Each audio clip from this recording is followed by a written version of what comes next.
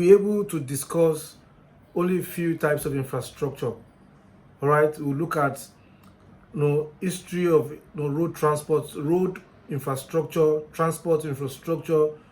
We'll look at housing infrastructure, electricity.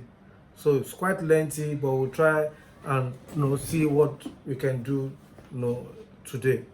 So as I've mentioned, infrastructure development is an important aspect, is an important aspect of any nation's development. Right, as highly populated city, for instance, it is expected that Lagos needs essential infrastructure to function very well. All right, most every city, every global city, requires some level of infrastructural facilities, to actually be described, as a mega city, as we have dubbed Lagos. Of course, the provision of basic infrastructure has been inadequate in Lagos, despite several efforts of government and private individuals, from the 20th century, which is our focus, up to date. In spite of the several efforts put in place by the government, colonial, post-colonial, and other private individuals, it is still a matter of doubt whether Lagos can be adjudged to have achieved a significant level of development in terms of infrastructural development. So in this section, we shall examine the following issues in the history of infrastructure. All right, the meaning of infrastructure. All right, we'll look at the development of road infrastructure in Lagos, transport infrastructure, electricity infrastructure, and housing infrastructure in Lagos. And it is very important for you to grasp, to engage yourself with some of the key literatures on the history of Lagos and urbanization, basically. All right, you'll be able to understand the changes and continuity in the infrastructural development in Lagos. As I've said, it is very important for us to start by defining infrastructure, for us to place it within proper historical context. All right, so infrastructure in this context is seen as the basic structures and facilities necessary for communities, states, country, or organizations to function very well. All right, so it may be further divided into physical and non-physical, or social and economic infrastructure. All right, as you must have read in some of your literature. For instance, physical infrastructure includes public and private buildings, transport facilities, roads, canals, dams, railway, recreational facilities, pipe-borne water, electricity facilities, educational facilities, and what have you. Okay, non-physical infrastructure includes health services, educational services. All right, the teaching, what I'm doing presently, I'm providing what educational facilities, educational services. All right, if you go to consult your doctor, all right, you're receiving health services from your doctors. These are the non-physical infrastructure. So a major difference between physical and non-physical infrastructure is that the first has to do with physical objects, while the second has to do with services. All right, so while public infrastructure is provided by the government and corporate organizations, private infrastructure are actually provided by ordinary people. Do you understand this short definition of infrastructure? Okay, all right, so we'll now go slowly and look at the road infrastructure in colonial Lagos. You might not be able to exhaust to recollect, all right, and project most of this development, but we'll try to give a picture of how Lagos was and what initiatives and measures were taken by the colonial authorities to bring about development in Lagos. So since the colonial period, federal and state governments have constructed several roads, all right, bridges across Lagos, and these are quite obvious in different parts of Lagos, in modern Lagos, from the Third Mainland Bridge just by the lagoon side of the University of Lagos, to the Kata Bridge, Eco Bridge. All right, you have the Marina Bridge. All right, you have the Woroshoki, you have the Yalaru Bridge, and you have the Lekki. Different kinds of bridges, roads. Of course, we all fly through the major roads, highways in Lagos, so we could see some of the manifestations of infrastructural development or provision in Lagos. So both colonial and post-colonial government have played tremendous role in shaping infrastructural development in Lagos. And in the context of the colonial initiatives, one of the first of the major bridges or road infrastructure provided was the Kata Bridge. All right, the Kata Bridge is a major legacy of colonial rule in Lagos. It was a bridge which was built in 1901 to connect the Lagos Island to the mainland.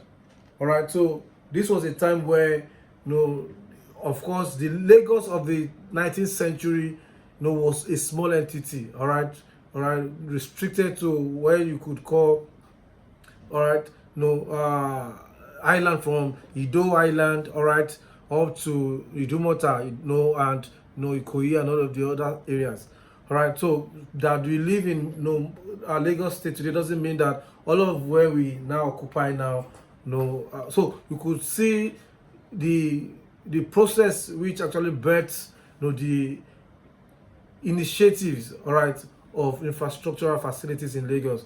This started with the colonial government building the first bridge in 1901 to connect Lagos Island to the Lagos mainland.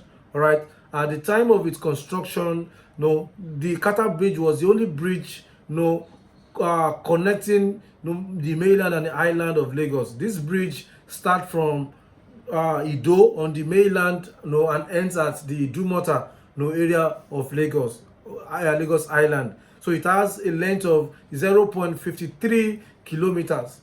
Okay, so the Kata Bridge was originally constructed by the British colonial government, as I've mentioned, and it was later redesigned and also restructured at independence. All right, at independence, the Kata Bridge was dismantled, it was redesigned and rebuilt during the late 70s. For instance, the Alaka Ijora flyover on the Ido end of the bridge was completed and incorporated. So apart from the Kata Bridge, also the government also constructed a few other bridges, and this included the Eco Bridge and the Third Mainland Bridge, especially the post-colonial period after independence. While the Eco Bridge was built in the 1970s, the Third Mainland Bridge was completed in 1991 by the federal government of Nigeria.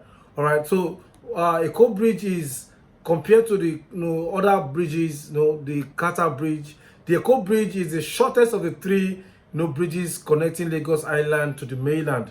All right, so the other two bridges are the Third Mainland and the Kata. All right, the bridge, Eco Bridge, starts from Ijora on the mainland and ends at the Apongbon area of Lagos. For most of you who have good knowledge of the geography of Lagos, all right, so you understand what I'm talking about, Apongbon, all right, and Ijora.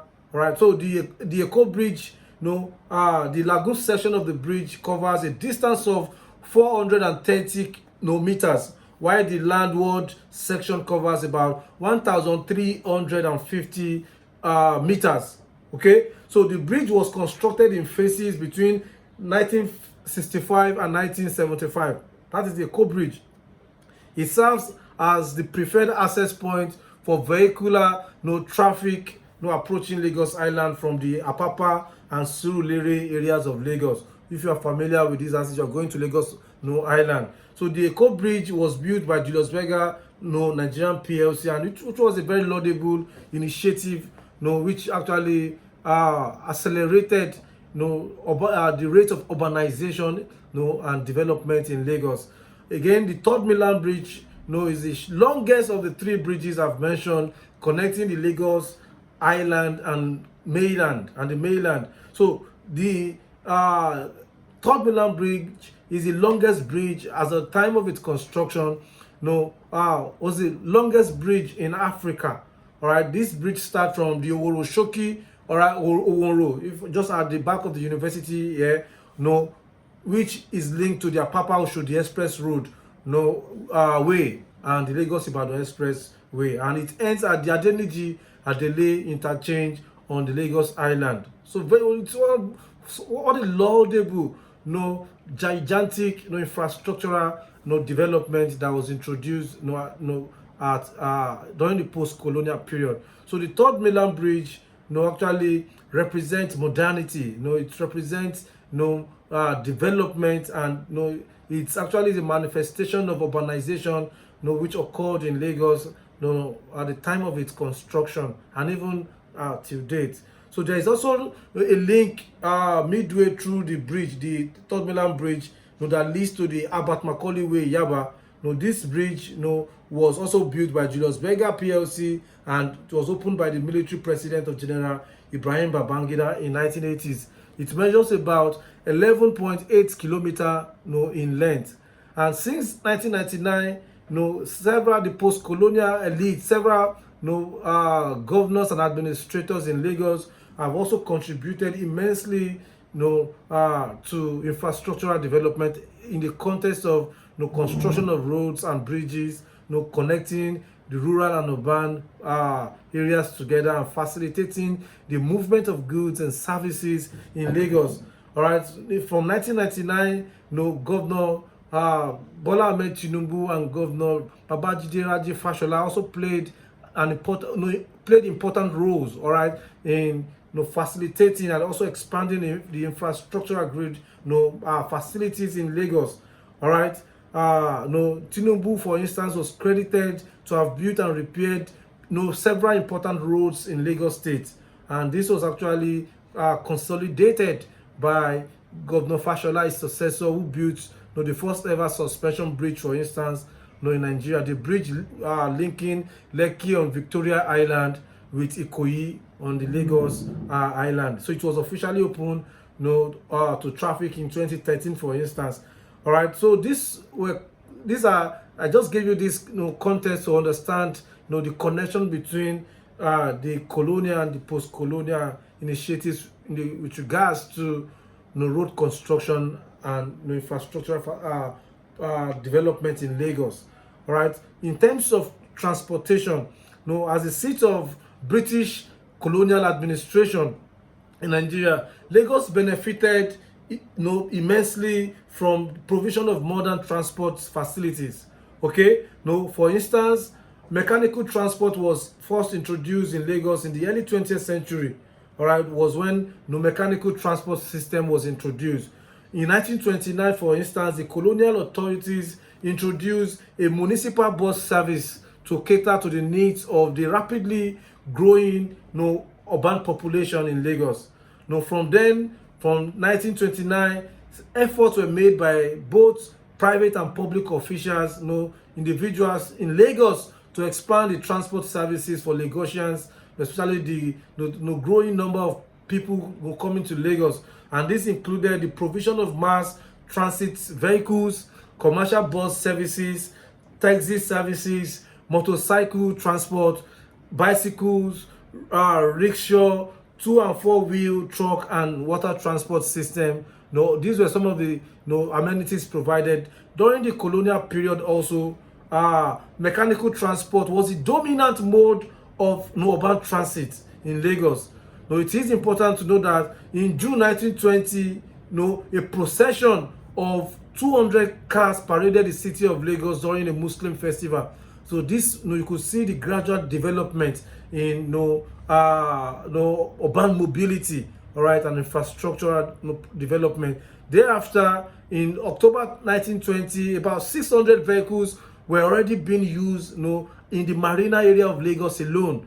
And of course, these initiatives were brought to bear by the growing elite, commercial, political, social elite in Lagos. Most of these vehicles were privately owned means of transport. And a major problem faced by the drivers, of these vehicles was a problem of bad roads, all right, because most of the roads in Lagos, during the period were not tarred, and no public transport, became quite problematic. No, in the broader sense, public transport started to appear in Lagos much more in 1930s. All right, it was in the 1930s that public transport, in every sense of it, developed, phenomenally in Lagos. During this period, the colonial government constructed an electric tramway on the Lagos Island.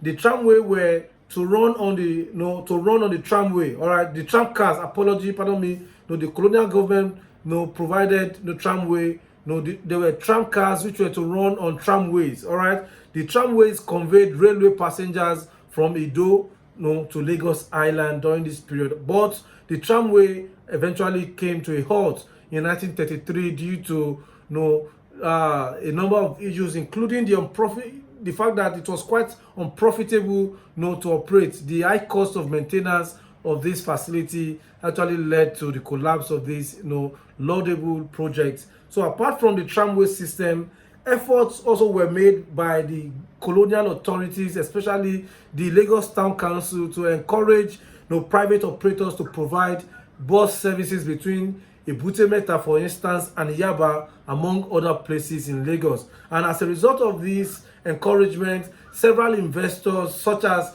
W.A. Dawodu and Mrs. Charlotte Olajumoke Obasa took up the challenge, all right, and they invested seriously in the transport systems in Lagos.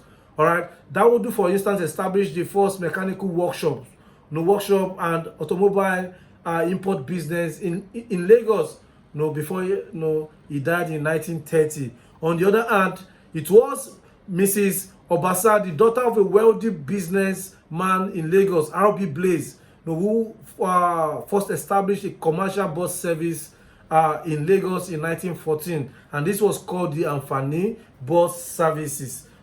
Because the owner was quite much interested in reducing the suffering of commuters, instead of maximizing profit in Lagos.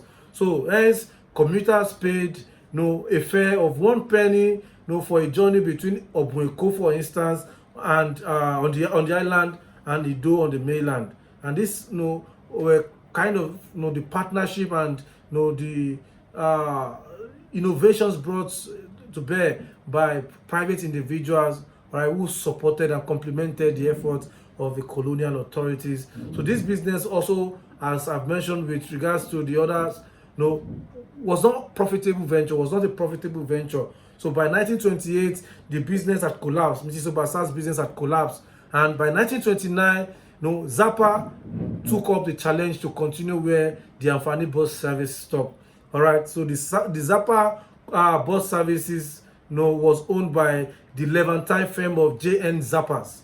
All right, this was another epoch and episode in the history of transport infrastructure in Lagos. Initially, the Zappas started with 2 buses on the Lagos Yaba Ebute Metta route. All right. Subsequently, bus stops were also created to increase patronage by commuters in Lagos. By the end of 1931, the firm had a fleet of 10 buses, all right, operating in the nooks and crannies of central Lagos. Each bus carried 32 passengers. The Zappas also charged its passengers 1 penny, a third of the fare approved by the town council, because one critical thing was that the bus transport services was highly regulated by the colonial government. All right, so it was not just a matter of free practices where companies or operators would just impose a tariffs and a price and charges. So this was strongly regulated by the colonial government. In 1933, 13 more buses operated by different firms in Lagos joined the Zappas on the Ebute Metta route in Lagos. But the Zappa subsequently withdrew from the transport business towards the end of the colonial period in 1958. The company was renamed the Lagos Municipal Transport Service, all right, LMTS, by the town council. All right, this was a great transformation that occurred, with regards to transport services, in Lagos. By this time, demand for commercial transport in Lagos, had increased, due to several demand by workers, especially the increased cost of living allowance also affected the situation during the period, and this led to crisis in the number of standing passengers. Also was that the number of private operators drastically also increased to include Zappa Company Nigeria, the Transport Union, all right, the Nigerian Motor Transport Union, the Beret Transport, and Engineering Co. and Benson. These were other actors that also came to to also complement the effort of the Zappa Company during the period. In 1949, more operators joined the business, and this included the Alaba Transport Services.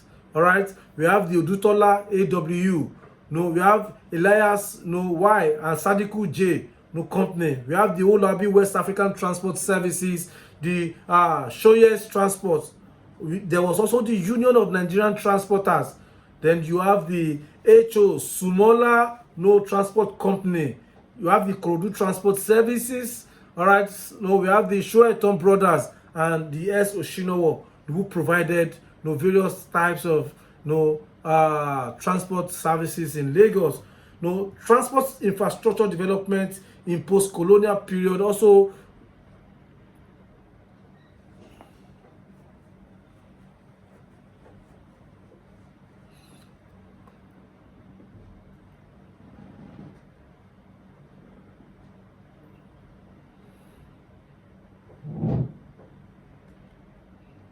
transport services received enormous contribution, significant contribution from the hello. I think I lost you guys.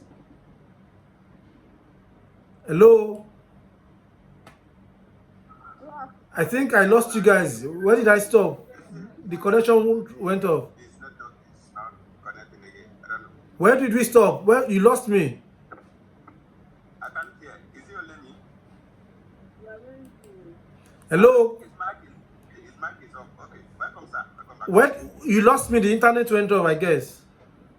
Oh, yes, sir. From where? Where did I stop? From where? Zappa transportation system that ended in 1958. That's where we stopped. Okay, I lost you quite long ago. So I'll try to rewind that. I said that the Zappa also was a major company that also complemented the efforts of the Amfani bus services, which provided services.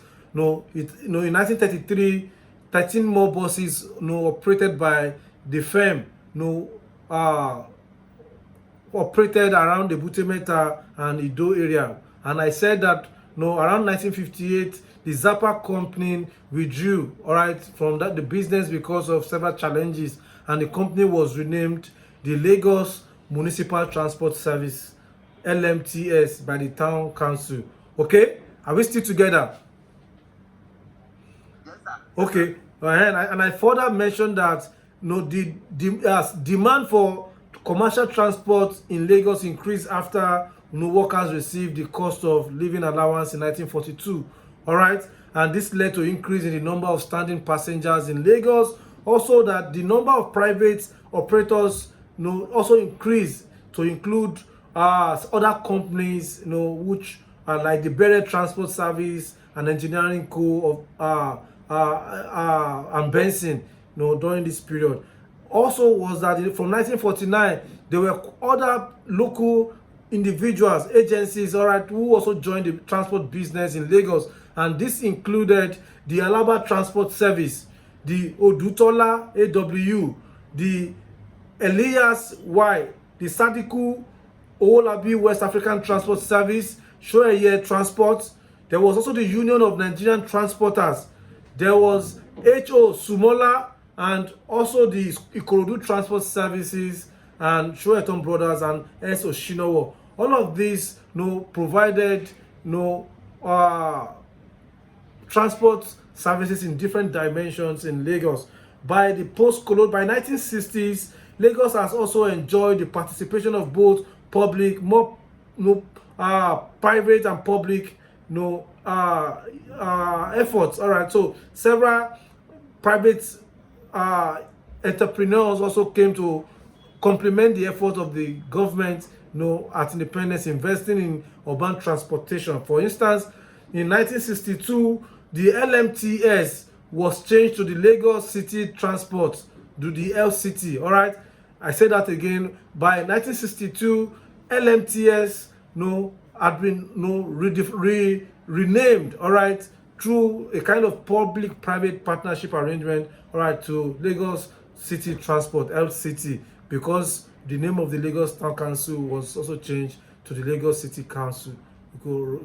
We'll still deal with some of those issues in our subsequent topic. Okay, so when Lagos State was created in 1967, the state government took over the operation of the LCT and also renamed it the Lagos State Transport Corporation, LSTC. Where private operators were, very active in the transport sector during this period. Okay, are we still together? Yes, sir.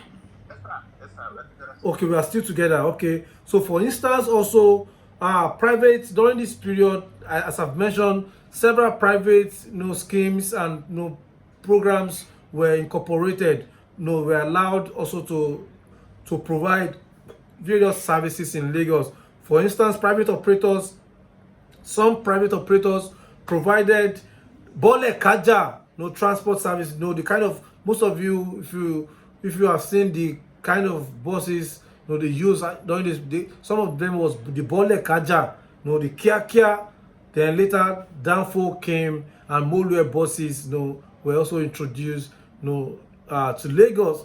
The Babangida regime, 1985 to 1993, for instance, initiated several policies which permitted massive importation of used vehicles known as Tokunbo, especially, the Danfo type, or the Danfo buses, in Lagos. Of course, this is still a clear manifestation, of urban transit system in Lagos. If the Danfo it has become like a stamp, all right, or a logo of Lagos, in terms of transport system in Lagos. There's no how you can talk about the history of transport system that that the Danfo system will not probably feature prominently. So there were also numerous unlicensed operators, otherwise known as Kabu, all right, in Lagos during the post-colonial period.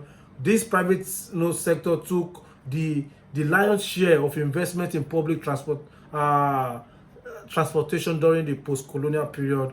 Incidentally, the sector made, several Lagosians rich during this period. Apart from providing transport systems, all right, it also served as a means of livelihoods, or livelihood support. It provide livelihood support, opportunities, for people. It was a clear strategy for survival for many poor, uneducated, people in Lagos during the post-colonial. Even, to a large extent, even in the present period, the Danfo buses also, and the public transport system. Even now we talk about Uber, Taxify, Bolt, and all of this. Keke Napep.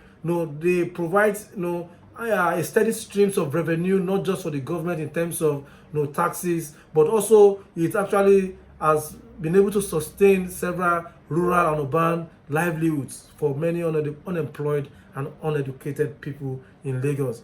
Okay, so during the 1990s, other forms of transport systems that came on board,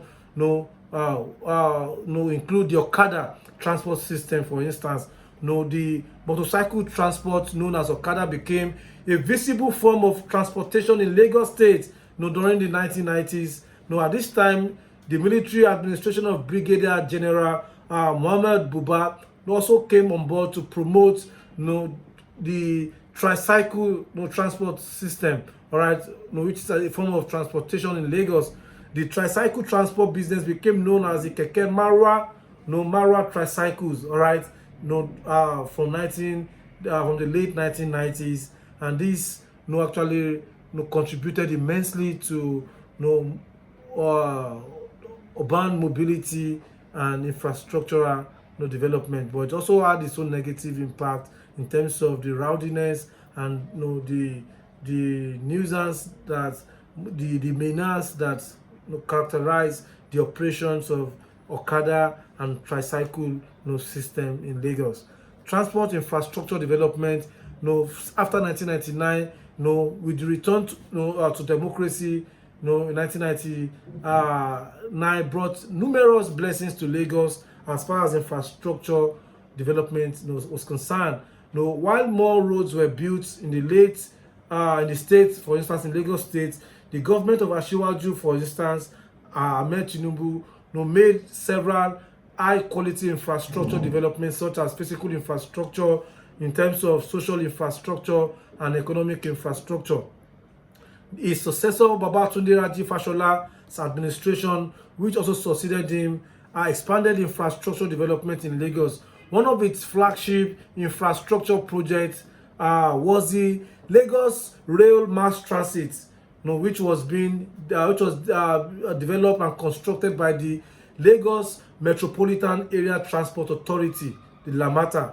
All right, most of you still, those who grew up, in the early 2000s, all right, saw some of these, laudable, very, very innovative strategy. So it was designed to contain 7 lines, that would connect major communities in Lagos. And the idea of a rail mass transit had been conceived by the Tinubu administration before it handed over to its successor, all right, in 2007. So the new administration lived up to the expectation of the former one.